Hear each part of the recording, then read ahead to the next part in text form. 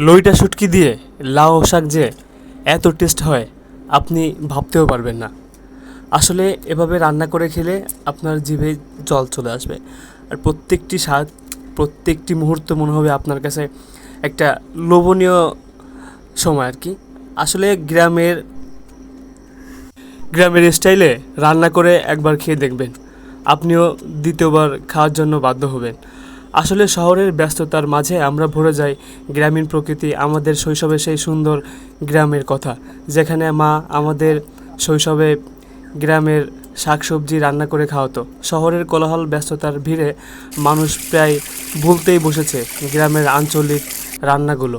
আসলে এই রান্নাগুলো আপনি যখন খাবেন তখন আপনাকে মনে করিয়ে দেবে আপনাদের গ্রামের শৈশবের মায়ের হাতের রান্নার কথা।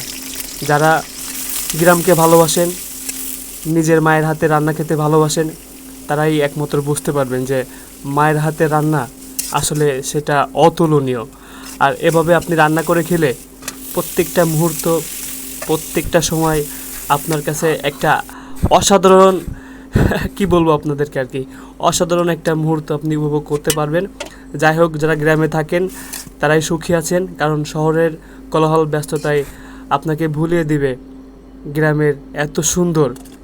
আসলে আমি যখন খাবার প্লেটে নিয়ে খাওয়ার জন্য তৈরি হচ্ছিলাম, তখন কামড় দেওয়ার সঙ্গে আমার জিভে জল চলে আসলো যে এত সুন্দর খাবার আমি অনেক দিন পরেই খেলাম। আসসালামু আলাইকুম, সবাই ভালো থাকবেন।